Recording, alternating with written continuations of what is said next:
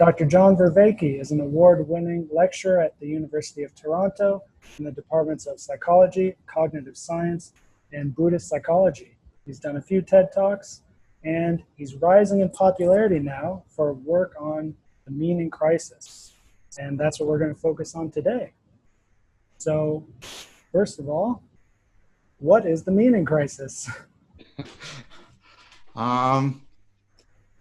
So the meaning crisis is an intersection of sort of perennial problems that human beings face and some specific historical circumstances that we're in the West.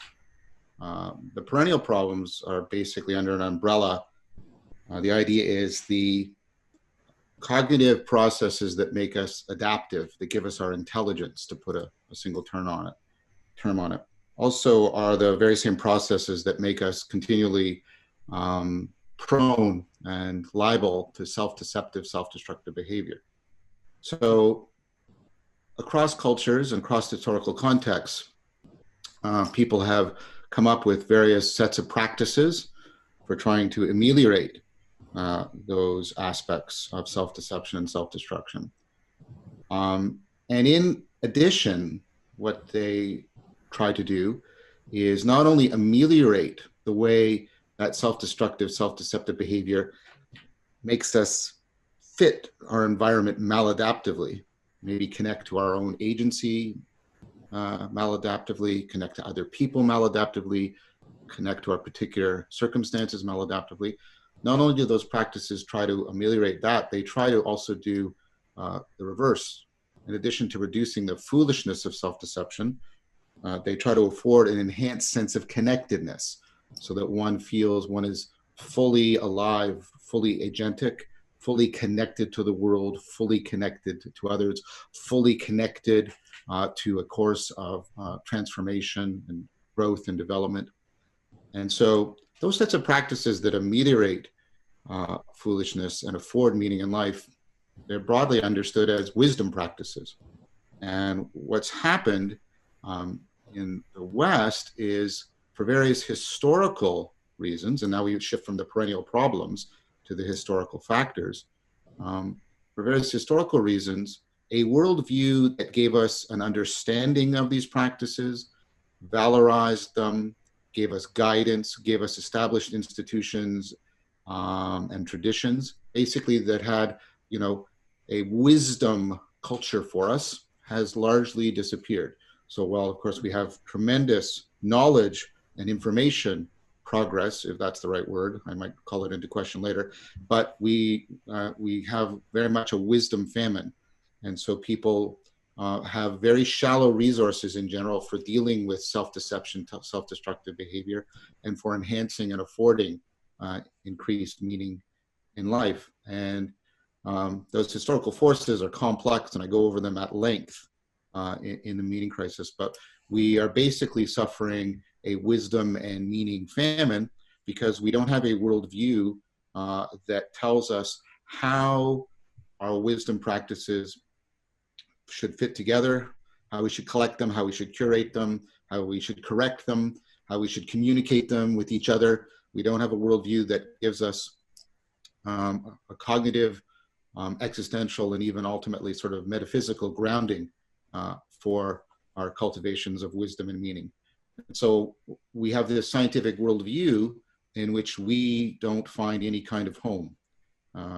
So Christopher Mastropietro and Philip Miscevic and I call this kind of like a cultural domicide. Domicide is when you lose your sense of being at home, of belonging, of fitting in, not in the conformity sense, but being in continuity of contact with what's real and what really matters. And so there's two aspects to the meaning crisis. There's a perennial one, and you'll see it in literature across the ages. People worry about falling into despair or finding life empty or worry that things are meaningless. And what's happened is the perennial responses to that have been seriously undermined in our culture for a lot of historical reasons. And then they've been exacerbated and accelerated increase of a technological framing of who we are and what the world is. We see everything basically as objects and resources to be manipulated and controlled. And then that aligns with a pervasive market mentality in which the only sort of normative authority that's still left is the market for people. A sense of everything being commodified, everything's being sold, and there's and I'll use this term in a technical sense. There's so much bullshit everywhere, and this has pervaded our political and cultural arena. So not only are we wisdom and meaning impoverished, we also feel beset by a lot of forces that seem to be degrading our basic sense of our humanity. So that's what I would call the meaning crisis. Okay, that's a great start. I just want to summarize it or super simplify it. Sure. So if I simplify it too much, you can let me know, and we'll work at it. I want to get really short with this. Yeah. Okay. So, because potentially I could actually, talk to my students about this who are in middle school. Although, like you mentioned the West earlier, and it does seem like this is not really happening in the East, although maybe it's starting to happen. It's definitely happening in Japan. It's definitely happening in Japan. So you see the next generation coming up. In fact, there's a whole class of people that have sort of retreated from society, of young people, and retreated into the virtual world because they find that world has many of the features that the real world is lacking for them. So it's definitely the case in Japan. That I don't know about other places in the East. Okay, excellent. So, and yeah, I agree. There definitely seems to be something happening in Japan there. Okay, so you used the word cognitive faculties. I think I would just summarize that as maybe the mind. It's like sure. we have a mind, and it's an incredible tool. It's also, all right, I'm already talking too much. We have a mind. It can help us to grow and connect with the world, or we can use it badly, and then our life similarly turns for the worse. Yeah. And then we also have this, culture and mythology that can help. That not only gives us the tools to properly use our mind, but like a narrative framework so that we know who we are and what we're doing, why we're here. And the meaning crisis is most specifically the dissolution of that kind of culture, the wisdom culture. Yes. Yep, very much. Yep, I'm fine with that. Okay. So I'm going to try and simplify it even more now. Okay. There's wisdom, that's good, and we also know that lack of wisdom is bad, and there needs to be a culture of wisdom and for wisdom so that as a society we can stick together, and that wisdom culture is rapidly decaying in the West and other places. Yes. Although there are clear signs of people increasingly trying to revive it. So there's both sort of negative symptoms of the meaning crisis, the way people are suffering a loss of agency and suffering a sense of belonging to being. There's the negative symptoms, but there's also positive symptoms in which you see people trying to bring back stoicism and create these like what we're having right now, these new ways of carrying out, what I would ultimately call philosophical discourse. We're not just talking, we're not just doing something, to get something done. We're trying to work on the meaning of things and the meaning of who and what we are. So I mean it in that sense, that ancient sense of philosophy, what I sometimes call philosophia. And so you see also, and the mindfulness revolution, I have criticisms of it, but it's nevertheless, people are trying to put together wisdom practices. Now, what we're discovering is that because, again, of our particular historical past, we're tending to do this in a very fragmented and autodidactic and egocentric way, where everybody is sort of on their own trying to cultivate their own little wisdom philosophy, wisdom religion. And I don't want to I don't want to just completely dismiss that, because people are trying to ameliorate their suffering and afford meaning, and that's a good thing. But, you know, the worst things can come from the best things turned bad. What I mean by that is this tends to create a really fragmented, autodidactism fragments us from other people. So we have to work collectively to build an alternative worldview, right? The idea that, you know, the idea that you can have your own worldview, I think is a serious form of bullshit, because it sort of ramps up that egocentrism, and that being locked inside your head and your own subjectivity, and breeds narcissism, and other things like that. Because when you're autodidactic, all those proclivities towards self-deception and self-destructive behavior don't have anything counterbalancing them. Okay. So one second. Go Just ahead. give me your definition of autodidactic. Autodidactic is you do it on your own, without entering into any kind of sustained community or tradition that provides you with a framework that can be seen as more encompassing and challenging to your own personal egocentric framework. So basically, what's the opposite of autodidactic? What would be the opposite of autodidactic would be to belong to a community with some kind of tradition, some kind of collective intelligence being shared amongst distributed cognition, so that we can collectively create these ecologies of practices and create an alternative worldview that will properly home them. Okay. That's why these discussions are so important. And part of what we're seeing right now in the particular crisis we're in with the virus, right, is and I don't want to make light of this, people are dying.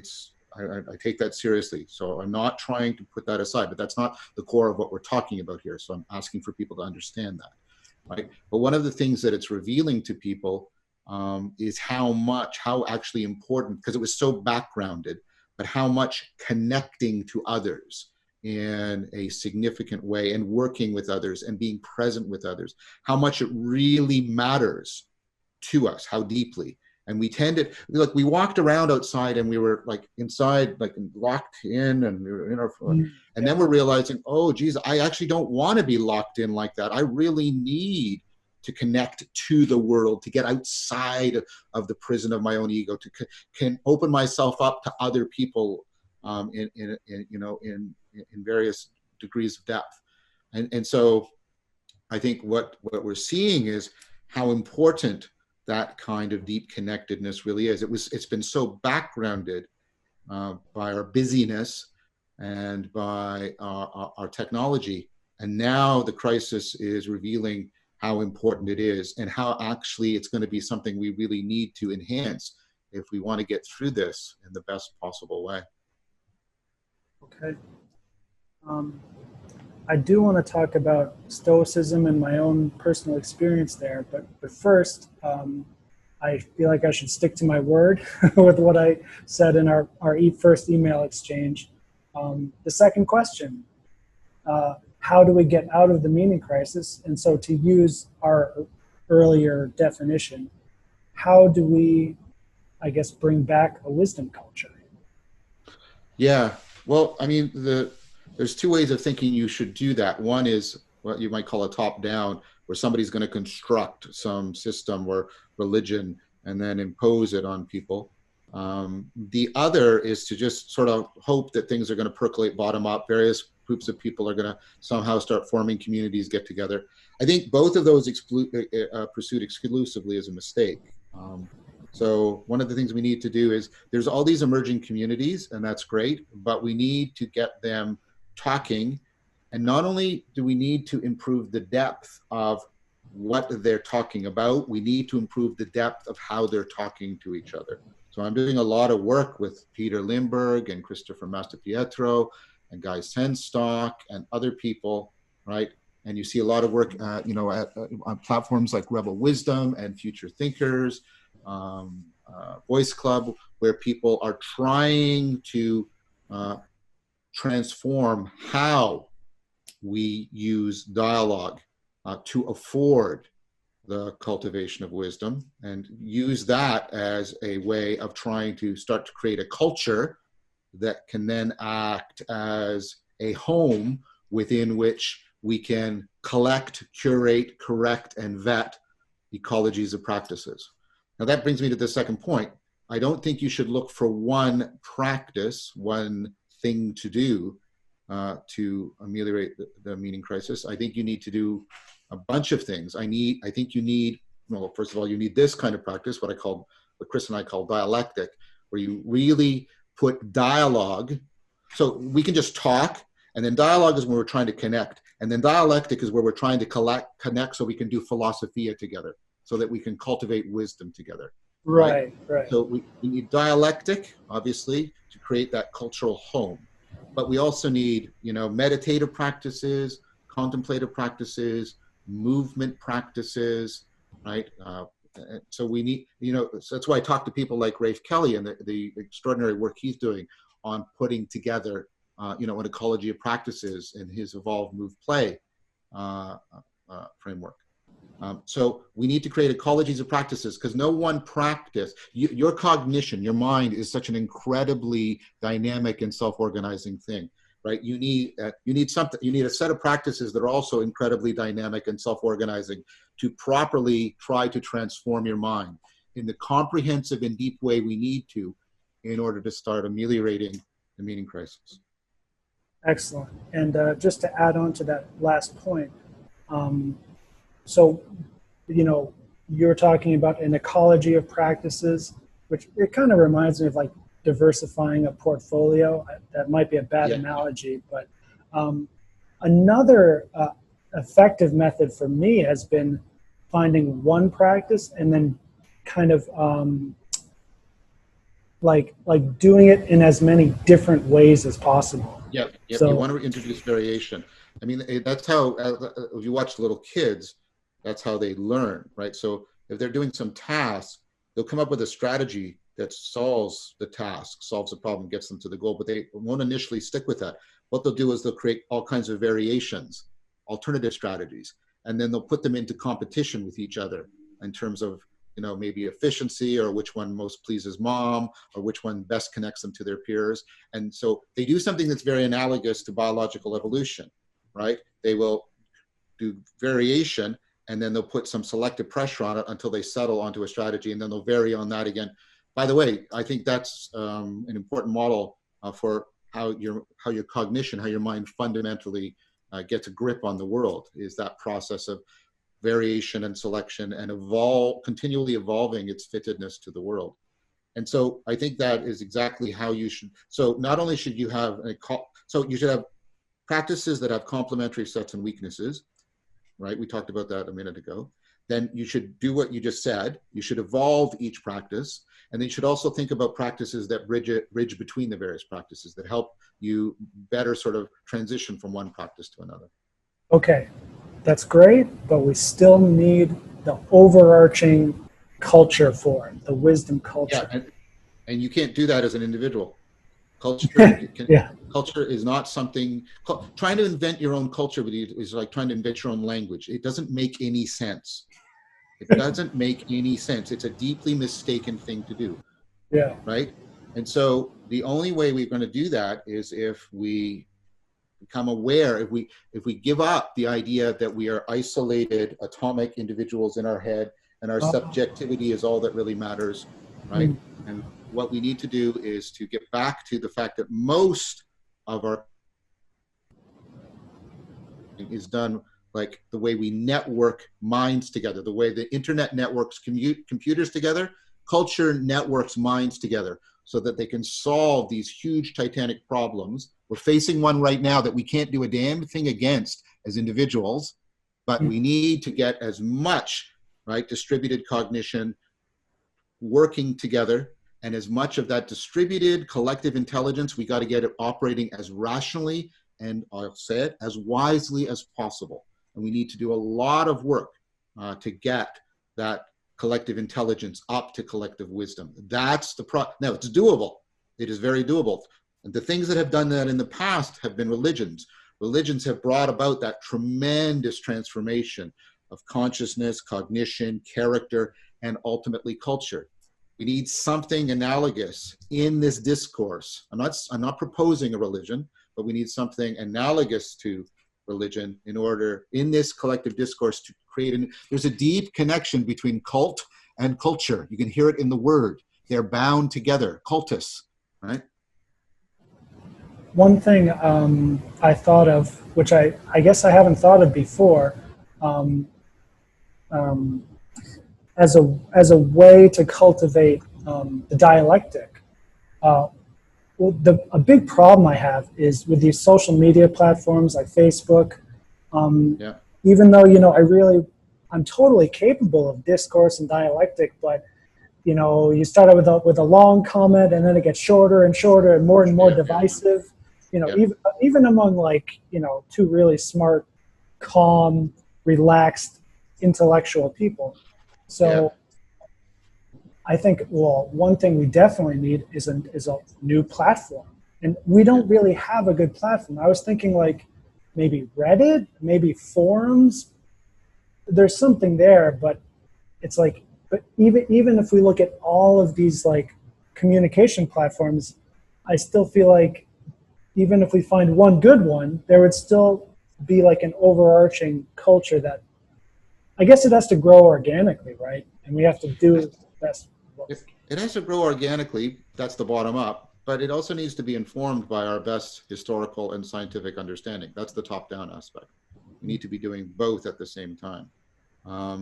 I think one of what I was trying to put my finger on earlier is one of the things COVID-19 is showing us is it's putting, if you'll allow me an evolutionary metaphor, it's putting selective pressure on us to come up with alternative ways in which we can carry out deep discourse that would afford something like dialectic. We're trying to figure out basically how do we keep a society and a culture running through these kind of communicative platforms. And I think people who let's be really sort of brutally honest, this isn't going to be the only pandemic we're going to be facing.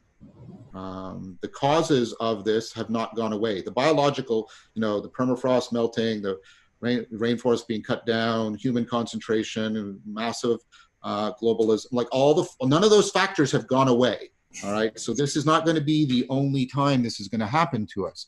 And so I think the people who, the people who figure out how to do what you're talking about, how to figure out how to get this into a more comprehensive collective platform, where we can carry out this kind of dialectic, right? And we can scale it up and down the way we used to do, with religion. That person will be, those people will be enormously wealthy, I would think. This is an opportunity. If people are looking for a business opportunity that could help to change the course of history in a positive direction, this is the place to go. Right, and you and I are doing that at this very moment. So YouTube, that's the one platform I wasn't thinking of. So we're doing... We're doing it a lot with YouTube, and YouTube is, I think, really good at it, and I'm using it a lot as a platform.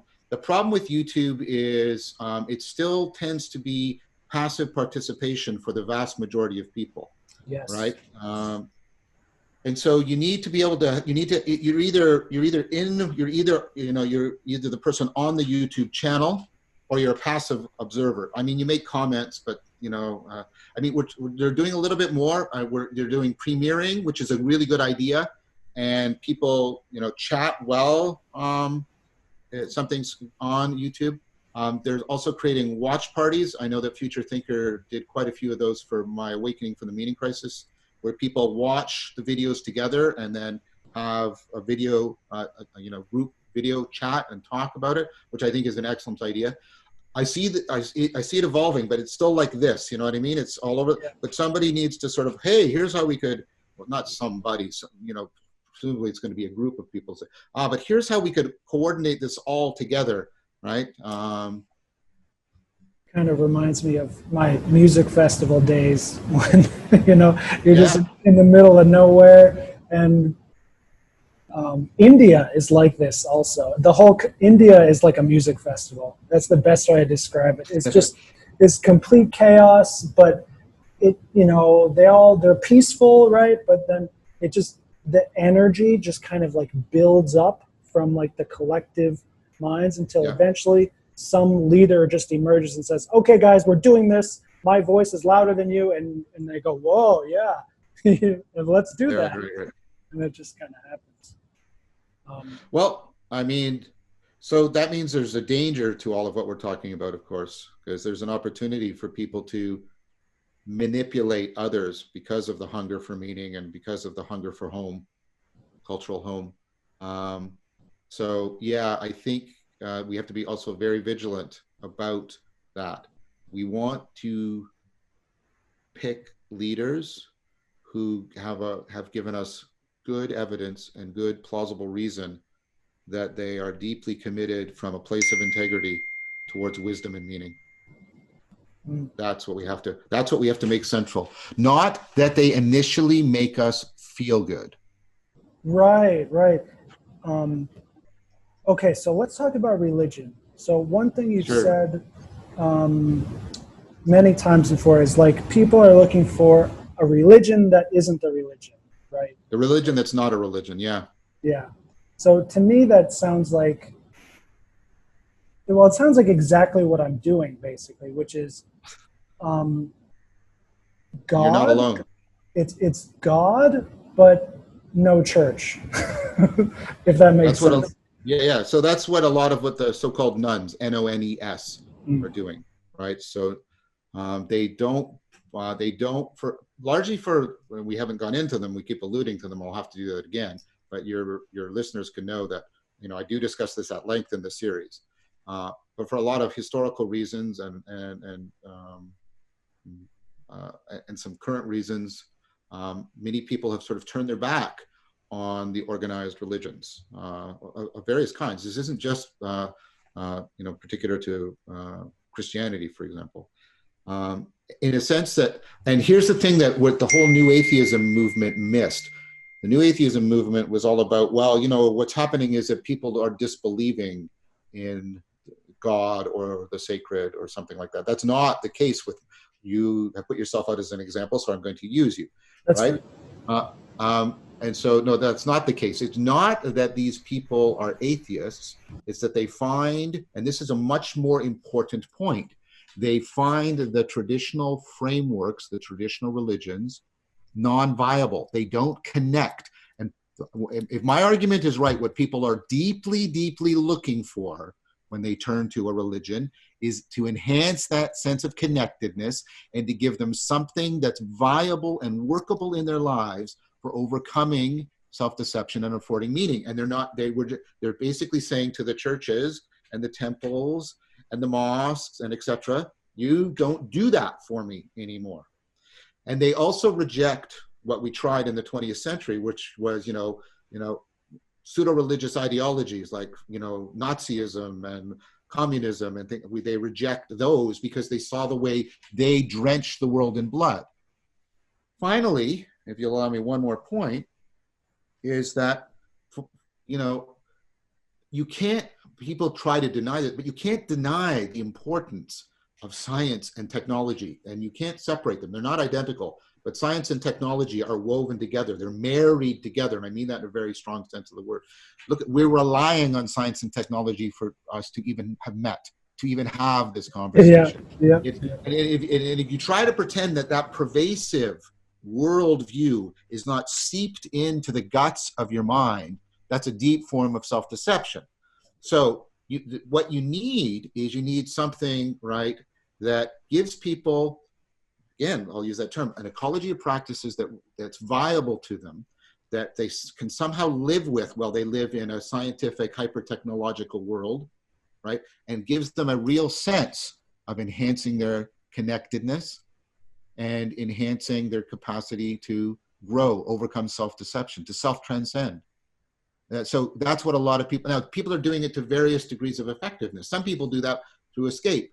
They go into virtual games where they find a ready set narrative and they find a ready set, worldview that makes sense and has rules, and they find a ready set way of self-transcending and leveling up. Some people escape. Other people choose to stay. And I think that's what you're referring to when you refer to yourself, and try and somehow make it work. But the problem for that is, again, the problem with what many people are doing is as I said before, you can get isolated, it can be autodidactic, it can be fragmented, and that's also something that ultimately frustrates people in kind of a profound way, because part of the connectedness you're looking for is not just a deeper connectedness to yourself and the world, it's a deeper connectedness to other people. That's very hard to do. And so that's what I'm talking about when I'm talking about the religion that's not a religion. Okay. Yeah, religion is like the fundamental thing here. That like it's the problem and the solution, it seems. Yes, that is very well said. That's what we're saying again. It is both. That's what I'm trying to capture with the religion that's not a religion. Insofar as it's a solution, we need what we're talking to be a religion. But insofar as traditional religion is a problem, we need it to not be a religion. That's exactly what I'm trying to convey with that phrase. But you put it nicely. It's both the solution and the problem. So maybe, do you mind if I share some personal experience? Please. So I'm unbelievably fortunate in my life. But speaking just on religion, I was 24, 25, and I wandered into my apartment and I saw a copy of the Bhagavad Gita on like my countertop there. Never heard of it before, which is strange, right? Because I used to be a hardcore intellectual. Now I'm more into, I'm just not like nerdy about it, I guess.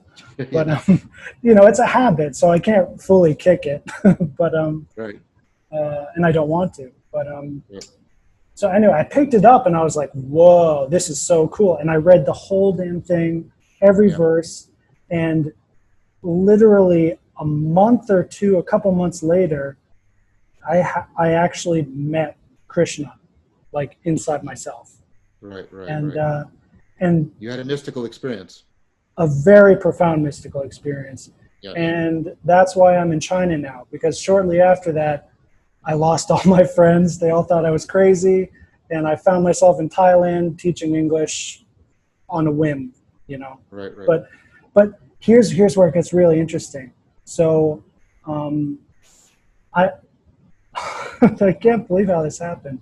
So I read the Gita and I understood it all, and I was able to like incorporate the wisdom without ever meeting another devotee, a church, a temple, anything. But I still like it can't last forever. So a couple years ago, I said I had to go to India, and I got to go to like the home birthplace of this, and that's what I did. And oh my God, some pretty bad experiences there. So I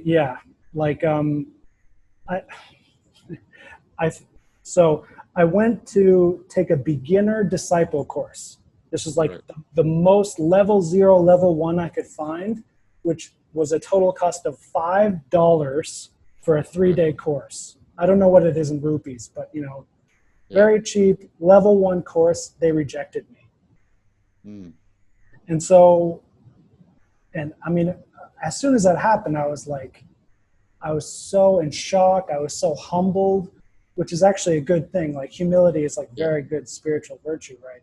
So it's ultimately, it's ultimately helped me a lot, but I've learned to kind of like do Krishna, do God on like my own, like I'm still like, I have friends who are, practicing as I am, but I'm not just going to like give $1,000 to the church to, like, And also just finally in closing, so I've always been against dogma in general and organized religion in all institutions. I've never had an attraction here, but what's interesting happened to me is I'm now even more against it, I think, than a lot of nuns.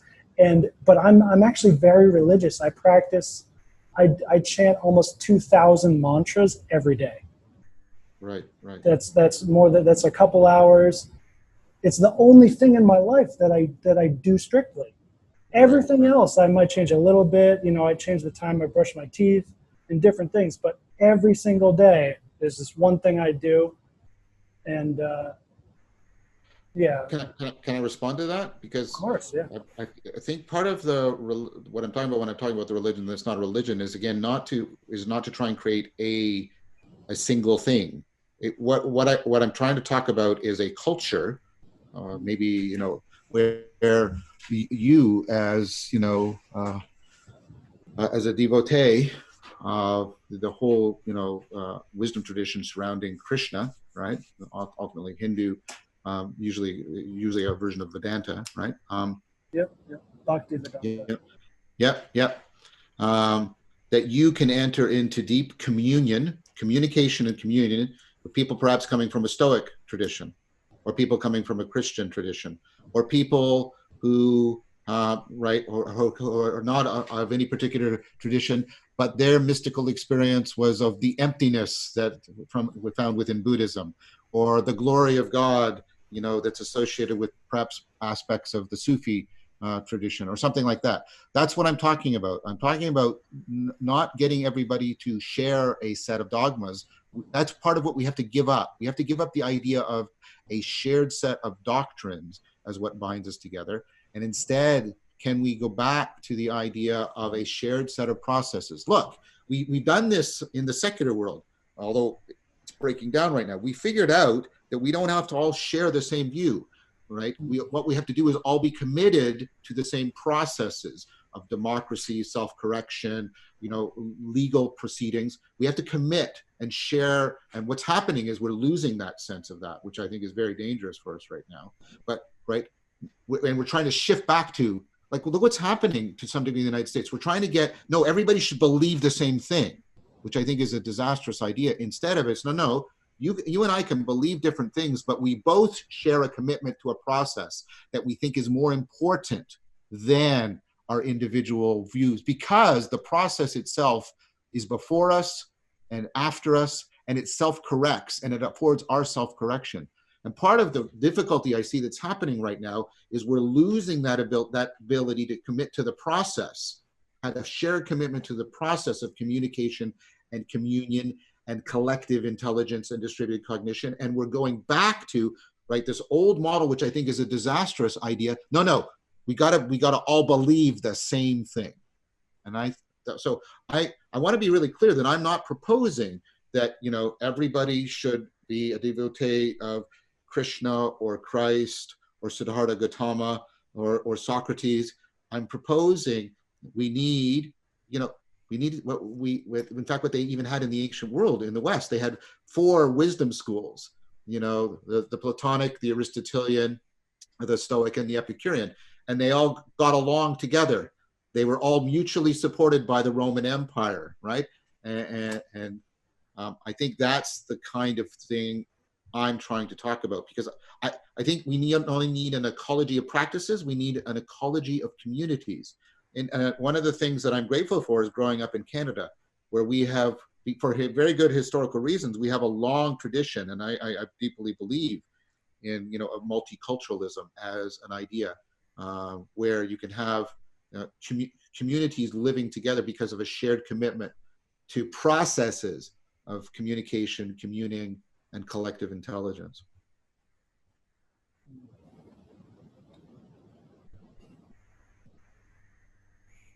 Can I share another experience? Sure. So I guess maybe the first big mystical experience I had was reading Aristotle, actually. Yeah. I was 16, and which treatise were you reading? The Ethics, Nicomachean Ethics. Yeah, of course. I was also really lucky I got the best translation, because with all these ancient texts, the translation is so fundamental. It's so important. I totally agree. Yep. Years later, I tried reading a different translation of it. I couldn't get through the first page. I was like, this sucks. Yeah, yeah. You No, know? no. But Yeah, a good, no, totally. Good translation really matters. Yeah. I had a similar experience when I read The Republic by Plato for the first time. excellent. Well, Deep. this experience I had was really powerful. It's like meeting God, but I mean not as like. So what I think happened was I met my own past life. So like it was literally like the first sentence or within the first paragraph on the first page, my inner voice that was saying the words was no longer my voice. It Yeah, was it was I've talked to people who've had this experience. Yeah. oh So cool. I teach a meditative practice, in fact, where people learn to listen to the voice of their thoughts, and they often discover that that voice isn't their voice. Mm. Is that a Buddhist practice? Yeah, it's one way in which you apply the 5 factors of inquiring mindfulness to distractions, especially when the distractions are thinking. So one of the ways you want to be able to step back and be able to look at the process, which is what goes back to what we were talking about a few minutes ago, rather than getting involved with the content of your thoughts. That's very hard for people to do. One way to do that is to focus not on what's being said, but on the voice Yeah. of your inner speech as a way of, right, still of being aware. And that in and of itself as a practice is valuable, but it also can often be a revelation to people because I remember I taught one student and he had been sort of, I could tell he was sticking with the course I was teaching. He was diligent, but I could tell his enthusiasm was kind of middling. But then I taught him this and he sort of went, and then he came back the next week and he was totally changed. He said, that was like, oh, I now see why I'm doing this. He said, because I realized for the first time that the voice inside my head was my father's rather than mine. Mm. And he had this profound sort of realization of aspects and dimensions of the mind that his ego framework had not been, directly aware of, and how that was manipulating his behavior, causing him to fall into self-deception in ways, of course, that he was not aware of. And so that's a very profound thing. And of course, you can have it to varying degrees. In the Neoplatonic tradition, people often talked about anamnesis, this kind of remembering your I don't want to say your true self because that sounds very romantic in a way I'm critical of, but remembering, right, the depths, recollecting the depths of the psyche. Mm. I'm really stimulated up here. There were just like 2 or 3 really good thoughts at the same time, and I got all jumbled. But Alex, what we're doing right now is exactly what I was trying to point to a few minutes ago, right? I'm not trying to convert you, and you're not trying to convert me. That's not what's happening. Yeah, yeah. But if we give up trying to convert and get back to conversing rather than converting, I think we can make a tremendous amount, because what we can share is we can share processes of insight. We can share processes of transformation. We can share processes of connection. Okay, so I got one thing. I've never heard this before. Maybe I'm the first guy doing this, but the fundamental shift that I'm seeing that's really beneficial in my own life is changing God from a noun to a verb. Yes, yes, yes. So So that's very much a way in which I've heard that often expressed in the Jewish mystical tradition of Kabbalah, because God's name is actually more appropriately thought of as a verb than as a noun. wow, interesting. Another thing. I think, but what you said is important. I think, like, see what I mean though. See how if you shift from God as a noun to God as a verb, it orients you towards process, and it starts to orient you towards practice, and it starts to reconfigure your worldview so that you can rehome the practices that you're finding personally transformative in your own life. Right. So if we have God as a noun, like say Krishna, and Krishna says, oh, look at me, here's my peacock feather, I like cows, so you have to be good to the cows. That's where people get lost, is they focus on too much on that, all that baggage from the now. Right. Yes. Yep. So another, this I guess is not fully relevant to like a wisdom culture. I'm thinking more about individuals. What I think a lot of Westerners are missing is a Bible. And I don't mean the Bible, I mean a Bible. Something that, to me, a Bible is like, it's the rock bottom. And the ceiling at this, and the ceiling at the same time. So it's like it could be a text, it could be a doctrine. I mean, I have a very loose definition of this, but it's like it keeps you like safe and at home. Like you always know where you are, but at the same time, you cannot transcend your Bible because then it's not a Bible, right? Mm. But also, if you sink down all the way into the depths, the Bible can still, your Bible can still bring you back up, all the way up to the top also. Yeah, I think that's well said.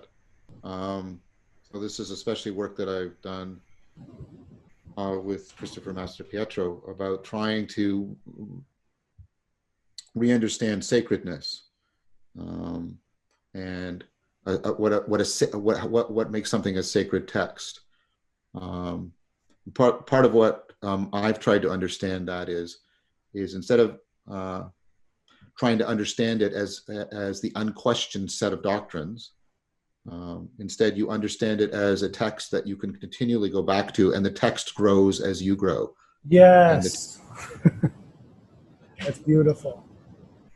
Right. And so, and then we could also make that even more dynamic in that we could try and create something like an online compendium of texts that many people have found have this sacredness to them. More like, because actually the Bible is not a book. It's a book of books.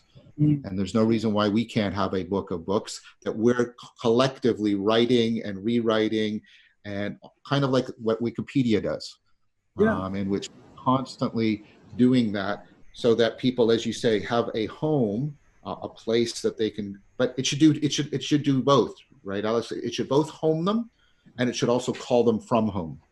It should give them a place that they can return to when they need to heal, right? And where they need to feel connected and belonging.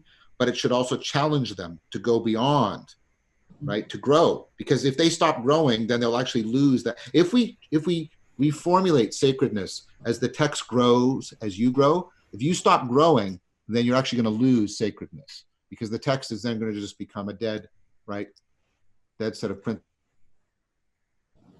Yes. A dead set of propositions is bad, maybe a way of saying it. So I'm kind of hoping we can use, because we already have, and I do this in some of my courses, we already have this way of getting a collective intelligence to create a text that no one person is the author of, and it's constantly dynamically shifting and evolving. We can do that. We're already doing it in other domains for practical educational purposes. We could improve upon it and develop it so what we're trying to educate now is not a particular course or a particular topic, but educate the kind of education we're talking about when we're talking about people, right? Becoming persons within a community of persons, people belonging to a tradition of wisdom. Mm. Excellent. So what I'm doing is, since I have my own two Bibles, Aristotles Ethics and the Bhagavad Gita, which That's are great. Yeah, they're not from the same continent, of course, or the same culture, but for some reason they both are perfect for me, and they go together at the same time. And because I have just these two texts, which are not that long, to fully envelop my whole identity, my whole life, I can put anything that comes into my consciousness, my relationships, whatever. I fit it into the jigsaw of these two Bibles, and I know exactly where I am. So Yep. what I'm doing now, that's why my name is Ethos Ananda. So ethos stands for Aristotle, basically, in the West and all that stuff. Right. And Ananda is bliss and yoga and all that Eastern stuff. Right. But Right. I'm so sorry. I've been I've been misnaming you throughout our whole conversation. I have many names. Alex is fine. Ethos is like my brand name. You know, I I did. see. You know, like you can call me Ethos. That's fine. My devotee friends, they call me Ananda actually. Um, Right. Right. so um, yeah. So what I did was, and you know, I'm a terrible marketer, so I don't know how to really push this out. But I I basically converted Aristotle's Ethics into an actual Bible.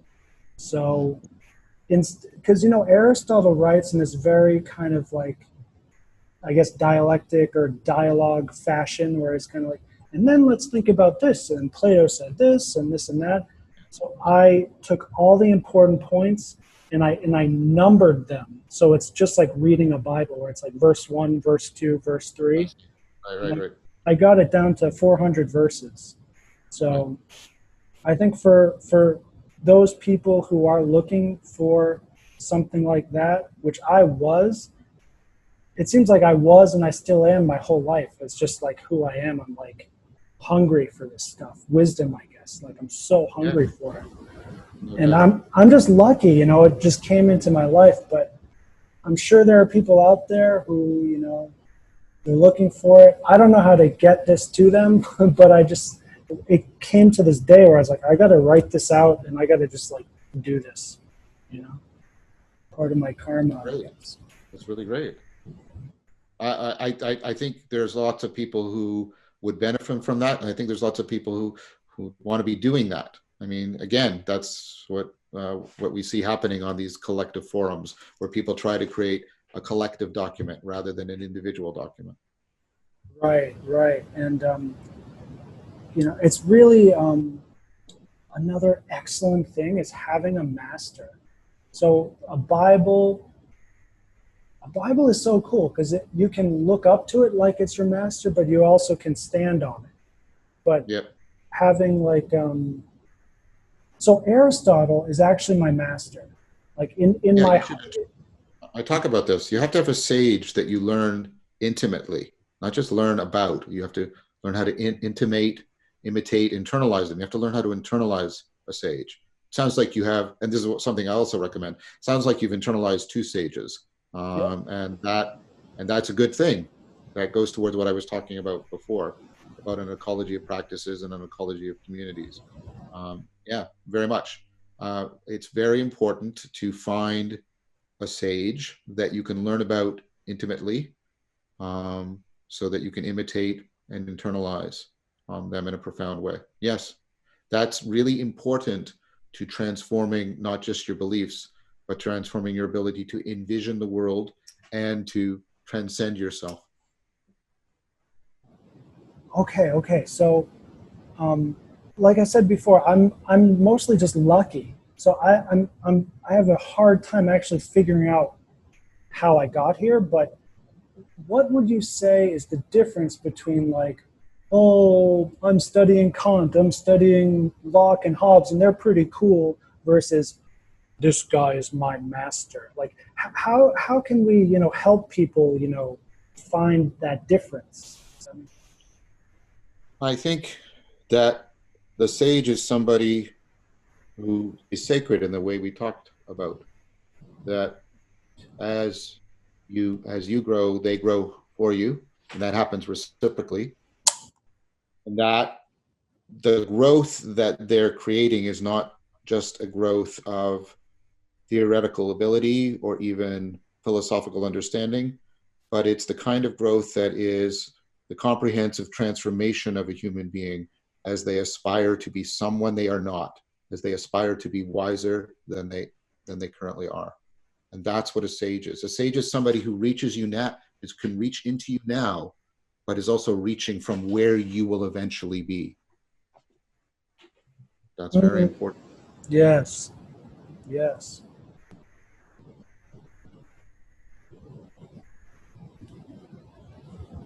So the language here is really important, I think, because, It always is.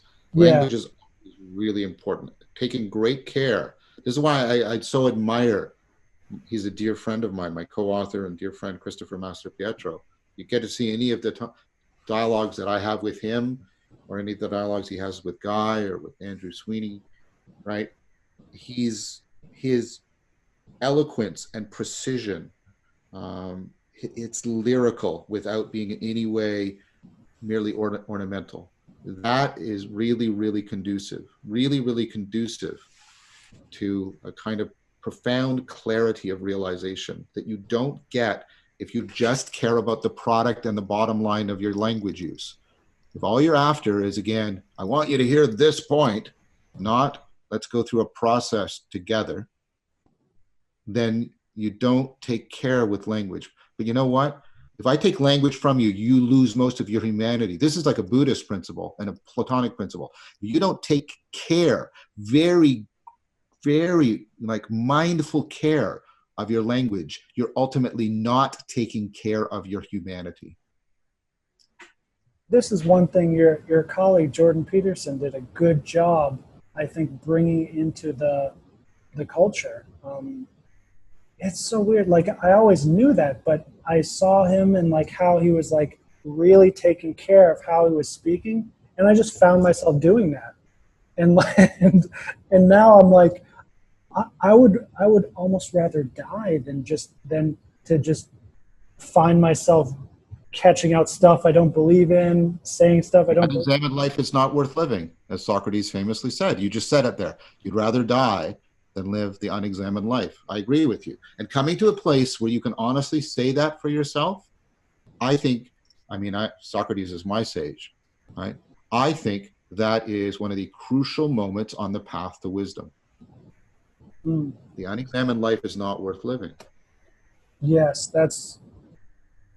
I think that's a bit higher than a white belt, though. That's like a green belt level, maybe.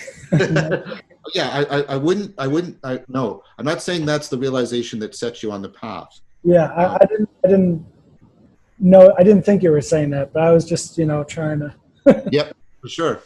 No, but I think it's something that tells you that you've found your path. If the path that you've put your foot upon has you honestly and authentically come to a place where you, from the guts up, not just here, but from the guts up, you can say, as you did so spontaneously and authentically, you basically said, the unexamined life is not worth living. I'd rather die than not take care of how I'm thinking and how I'm making sense of things. That's it. That, to me, for example, of everything you've said, and I'm not dismissing everything else you've said, but of everything you've said, that is what gives me the most confidence in you right now. That moment. Oh, okay. Hmm. Mystical experiences are important, and from my work, I talk a lot about them and transformative. All that's important, and I'm not, again. That I'm not trying to be dismissive of everything else you've said. I know, yeah. Yeah, but that for me. It seems like it's because, like, because a mystical experience, you can just have it and forget about it. But when you can integrate it to the point where, yes, eventually, hopefully, you can spontaneously, authentically say something as I did, that's a much better sign. Whereas just saying, exactly. Yo, I took some mushrooms, man, it was dope. Like, you know? Exactly. One thing you talk about with Jordan Hall and others is psychotechnologies and metapsycho technologies. Yeah, that's right. So to me, I like this language. Oh, and another thing about the language, what we really need, and you already described this perfectly, I think, what, like, sacred, like we need, like you did it so beautifully, but if we get it in one word, so we, then we can really make progress very fast across the board, for religious people, for non-religious people. I think it'll just like be a nice rocket ship. I've tried to do it with 2 words. So that's the best I've done. I've tried to capture it with the sense of reciprocal opening. Something is opening up the world and opening up you in a reciprocal fashion. That's because that's what's happening when we're talking about it grows as you grow. The world, you start to, it's like a lens, right? Eckhart said it. The eye by which I see God is the same eye by which God sees me, right? And so the sacred is reciprocally opening. It's taking me into the depths of what's ultimate in reality, and it's taking me right into the depths of what's right grounding my entire psyche, and it's reciprocally opening me up. That's how I try to get it as compact as possible. So psychotechnology for me, that includes prayer, meditation, NLP, CBT. Yep. Would you also include all of these things? Yes. I would. I mean, I have some criticisms of NLP, but let's not get into that right now. What it's trying to be, though, I'm trying to be as cautious as I can, is a psychotechnology. CBT clearly is. I think prayer is. Meditation, contemplation, and those shouldn't be identified. They're different practices. Are psychotechnologies. Tai Chi Chuan is a psychotechnology. Right. Yoga, so of course. If it's basically created by collective intelligence, and it's standardized in some fashion, such that it is not just learnable by you, but internalizable by you, and it will have a comprehensive effect on many domains of your life, then it's a psychotechnology. So the prototypical example I have is literacy. Literacy is a standardized way of representing language, right? So that we can, right, afford, and you know, you've deeply internalized literacy. You can't look at words and not read them at this point. It's called the Stroop effect, right? And so if you practice mindfulness long enough, it's a standardized way of training your attention. If you practice it long enough, it's internalized. And like literacy, right, you think of all the domains in which you use literacy. That mindfulness is then usable in multiple domains. Or the way I have of habitus, the way I have of inhabiting my body and inhabiting my environment taught to me by Tai Chi Chuan, that becomes also deeply internalized and in domain general. It shows up in multiple domains in my life. See, this is the difference between having a psychotechnology and just acquiring a particular skill. Okay, I see. So when you learn tennis, right? Tennis isn't designed to fit your cognition and enhance it in a way that will be comprehensively applied to how you connect to other people, the world, yourself. It's pretty much, you know, in this very limited domain. And again, there's nothing wrong with skills are important. They really are. But a psychotechnology is much more comprehensive, and it is deeply connected. It's deeply connected to and dependent upon collective intelligence. Okay. So now I think I see why you're saying NLP may not be a psychotechnology. Yeah. Because there isn't really a culture for it. It's just a skill, right? But the thing is, though, from my own experience, it's a much more effective skill than CBT. But well, and I've heard about that. What NLP needs to do, and this is not a criticism, this is a statement, although it might sound like a criticism. NLP needs to work to get the same kind of theoretical status and empirical evidence that CBT has for it, and it has not done that successfully. I'm not saying it can't. I'm not making a criticism. I'm making a statement. So. Right. Yes, and I would agree. I think the reason for that, and we don't have to talk about this if you don't want to, but I love NLP. I find it so fascinating. The main reason I love NLP, though, is Dr. Bandler, the co-founder.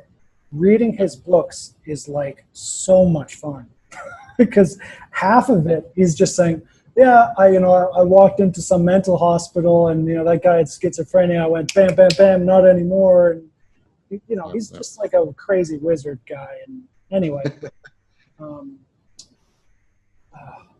maybe it doesn't matter. But I think because it's such a playful thing where the focus is on just doing it, the people who are really good at it will never waste their time doing double-blind studies, because they'll just tear their hair out, you know, when they could be doing so much more cool stuff. But we can forget about that. We should talk more about metapsycho technology. So Yeah, and I'm glad you brought up Jordan. I mean, some of the most important conversations I've had in my life have been with him. He's a fantastic person to have a discussion with. And we're becoming friends, and I value that a lot. And it was who gave me the idea of a metapsycho technology, that what I was talking about. And then this is what I think dialectic ultimately is.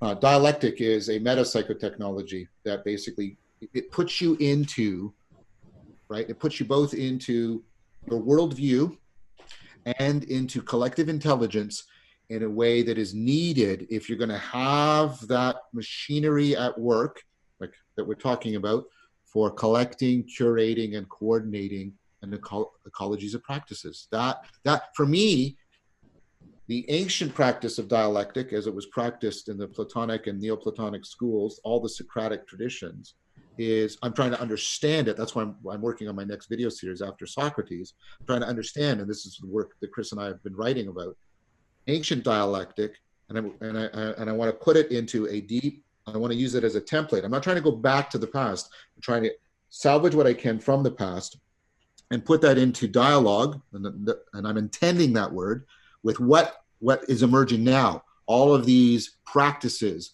of discourse and collective intelligence, so that we can try to get a metapsychotechnology analogous to what dialectic was in the ancient world, which was the metapsychotechnology for all of the wisdom traditions.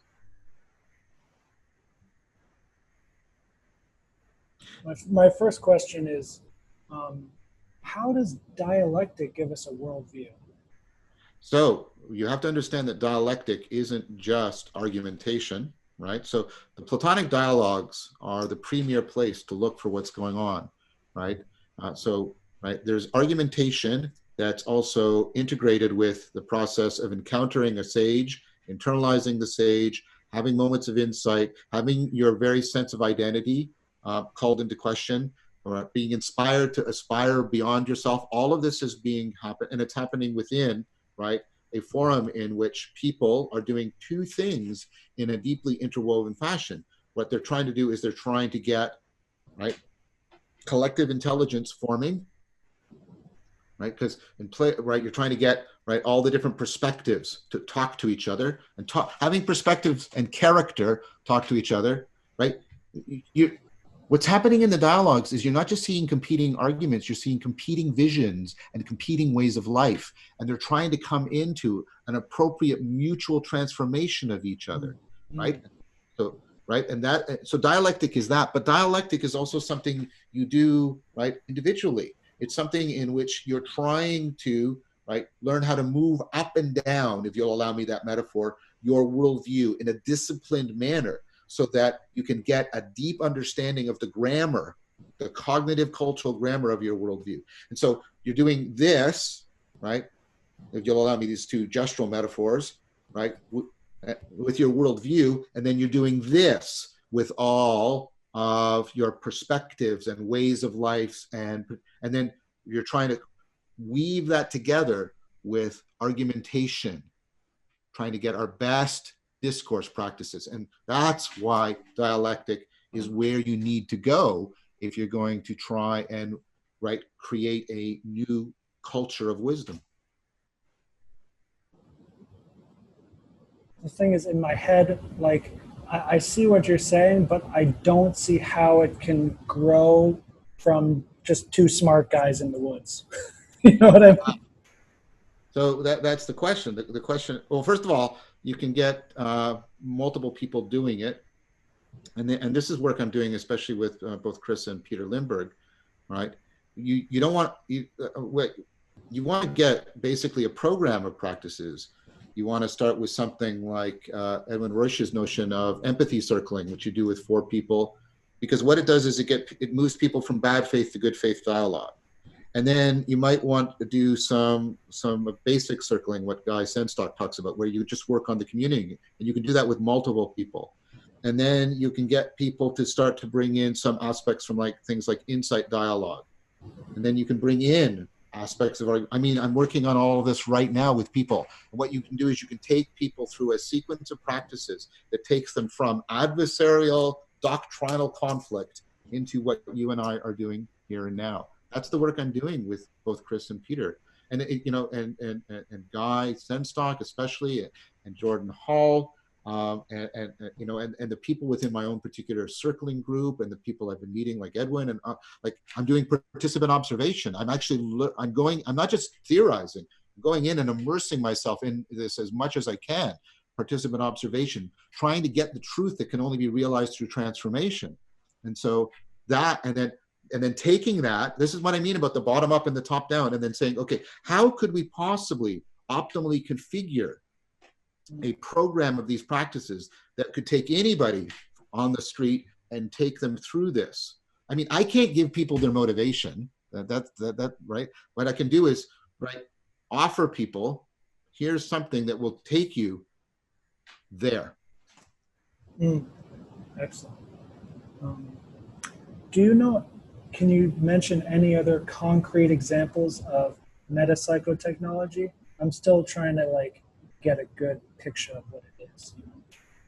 Well, so if you think about an ecology of practice, and then you have to have something that taps into the collective intelligence of the community, by which decisions can be made for the community as a whole. So metapsycho technology must include a community. It must be more than one person, right? Yeah, because again, we're back to, you can't create a culture on your own. That doesn't make any sense.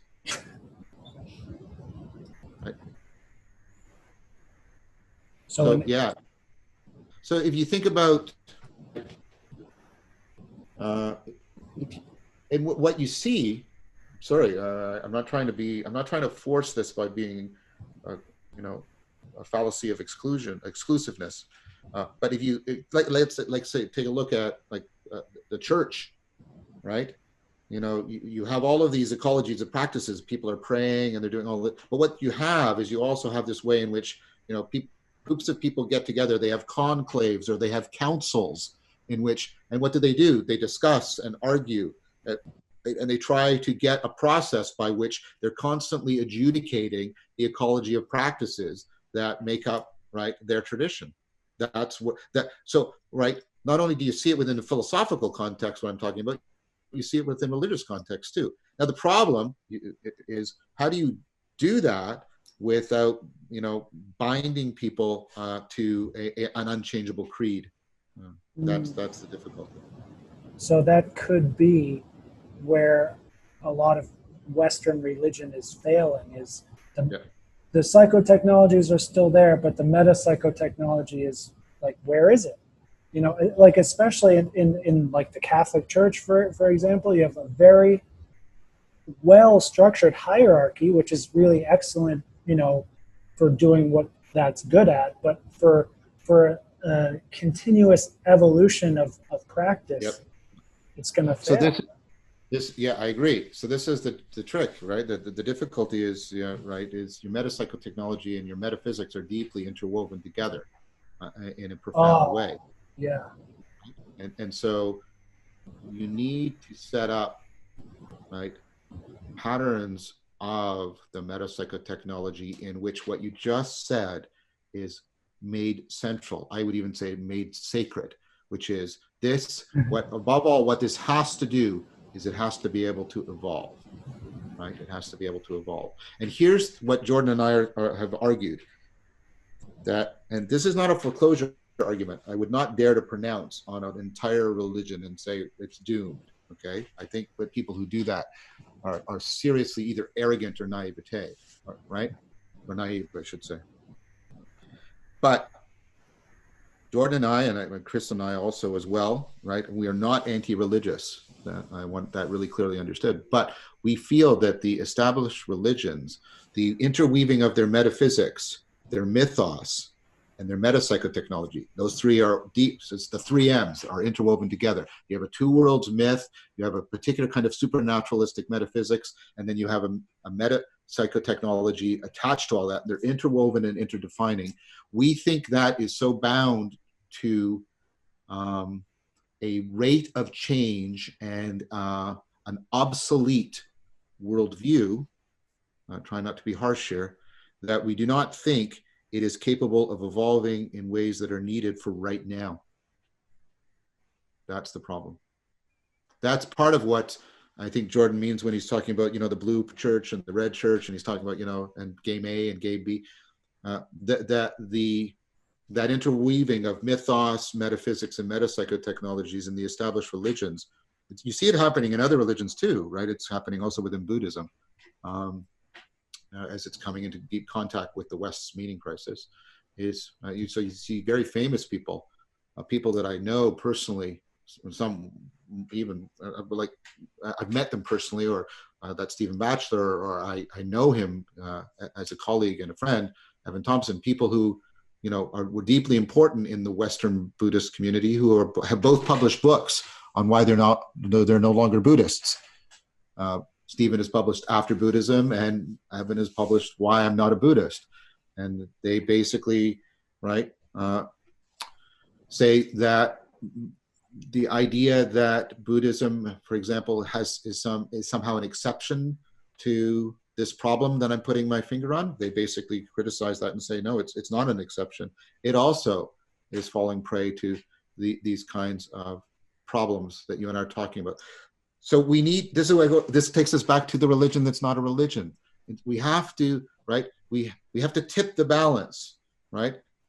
Because the rate of change was what it used to be, we could give priority to being very conservative, right, in the evolution. But one of the things you notice in biological evolution is the rate of change isn't constant. The rate of change has to shift as the rate of change in the environment shifts. And we're entering a period of very rapid change. And it's not only that the change is increasing, it's the rate of change is increasing, right? And so we can't have a conservative evolution, right, constraint anymore. We have to push it more towards creativity. It has to be much more fluid and flowing right now.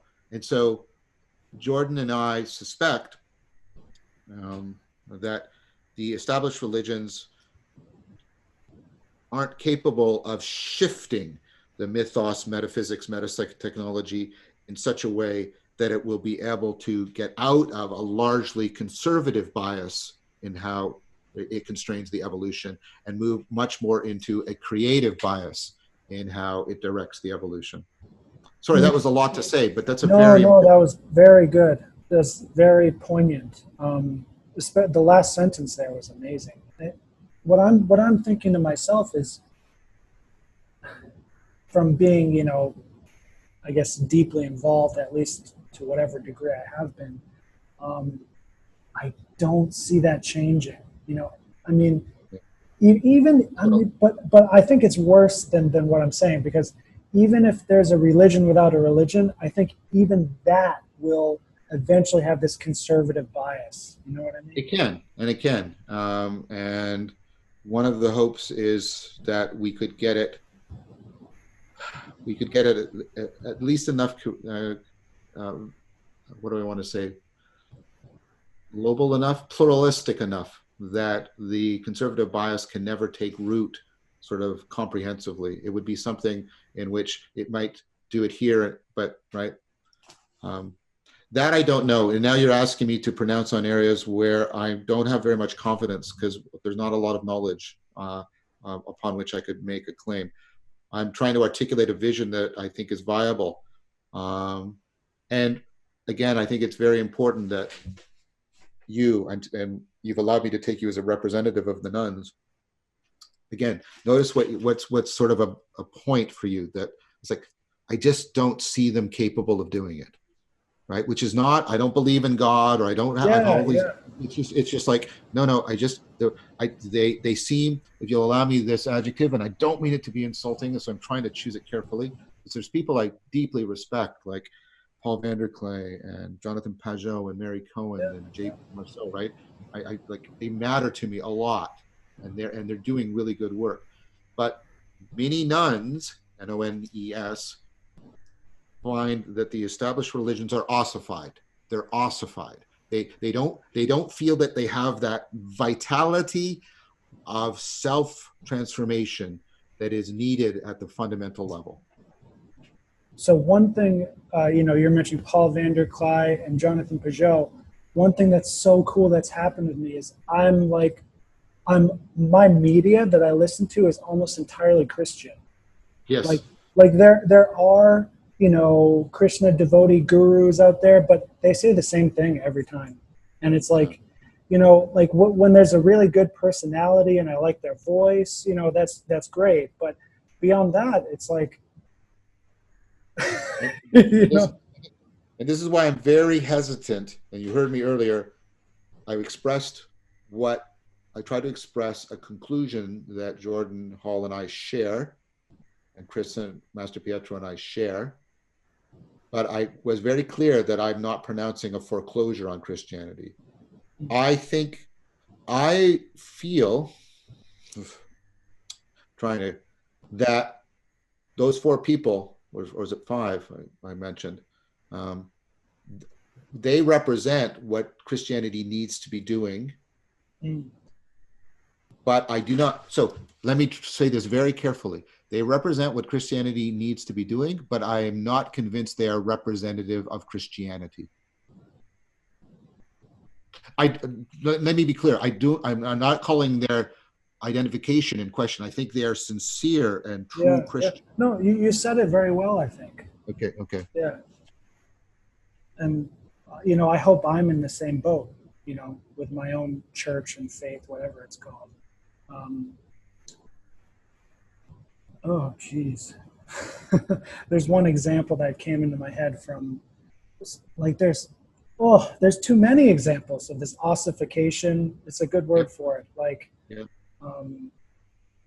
these incredible scholars, they, some of these guys have PhDs in Indian theology from, really excellent people. They did this huge seminar conference on Bhagavad Gita and the ancient Vedas, and nobody showed up from the central temple church authority.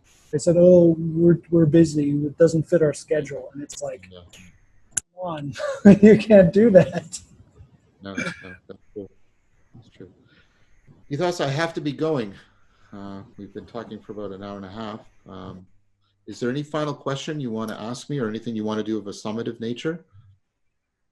There is one thing that, Paul Vanderklay spoke about this, and it stuck with me big time. The now versus the eternal. I think that's a fundamental, or the always, yeah. That's so, okay. So I guess where does that, okay, let me get my thesis and, see what you think. Okay. So as I was saying earlier about the Bible, or a Bible, people don't have a Bible or a sacred master. Another problem here in this meaning crisis is that people are staying too much in the now, and they've kind of lost a connection with that eternal realm, which, okay, I'll stop there. What are your thoughts? Oh, I think that's really important. I think that's very important. And I think that we need, that's why I tried to talk about those two dimensions. This dimension is, right, the dimension where we're communing and we're trying to evolve, of dialectic. This is the dimension of, right, the emanation and the emergence. This is the dimension of, right, the eternal dimension, where we're talking about the depths of reality. Right, so this is like the depths of reality, and this is the evolution of realization, and we need them constantly talking together. You and I, right, have to be constantly evolving in the now, right? What's needed, in order to, if you'll allow me this, in order to reach and help the nuns. And I don't want to sound patronizing, but that's what I'm trying to do in some sense, right? But that has to also do this, right? It has to give people the sense of connecting to what's most real, what's ultimate. And so that's again why I think dialectic is important. Those two dimensions of dialectic, right? The levels of reality and the stages of realization have to be constantly kept really tightly communing together within the process of dialectic. And you see it in Plato. You see, for example, in the dialogue, Socrates will come and you'll see Socrates adjust. Like you can see him evolving so he fits the person he's talking to. And you can even see it within the same. So there's the now, right? He's fitting, he's fluid and adaptive, and he's not trying to bring anything to closure or completion. But nevertheless, we're getting discussions of, the levels of reality and what is most real. Both of those are happening, woven together. Okay. Yeah, Socrates is an excellent example. Okay. I think so. I think so too. Part of what I'm trying to do is recommend him more strongly to us as a culture. Again, not because I think we can return back to the ancient Greek world. I'm deeply critical of nostalgia, but because he serves as a valuable template for what we're trying to give birth to right now. And Socrates called himself a midwife. Right. Yeah. Model and paradigm for trying to give birth to something that is not yet fully born. Seems like there's a very Christian story too with Socrates and his death, Yeah, and there's probably, people have argued there's probably historical connections between the Socratic legend, right, and how it gets taken up into some of the story of Jesus's passion. And that would make good historical sense to me, given that Jesus is, he's moving around in, I can't remember the Greek name, but there's 10 Greek cities. He's actually living in a very Hellenized part of Palestine when he's doing his mission. I think it was, who was it who was arguing about, he has, in fact, some of the actual tropes of an itinerant Cynic philosopher. He is not just a Cynic philosopher. I am not saying that, but there's clearly a cultural influence. He's also deeply influenced, of course, by the Israelite prophetic tradition. He seems to be wedding them together in some really powerful and interesting way. And so there might have been that Socratic model, probably the enacting Socrates, not speaking Socrates, but enacting Socrates was probably an influence on him. And I like what you did. You fulfilled your promise, and you did it in a really graceful manner of trying to, simplify without dumbing down, the kinds of stuff I think about and trying to articulate for others. So thank you for that. Genuine thank you for that. It's totally my pleasure and my honor, and it's so beneficial for me as just from a purely selfish perspective, but others will benefit too. So that's, it's beautiful. Right. Okay. Well, great pleasure meeting you, Ethos. And please, like I said, send me the files and let's do this again. That sounds excellent. Thank you so much, Professor. Thank you. Call me John. Okay, John. Thanks. And have a good day. You too. Take care. Bye-bye. Bye-bye.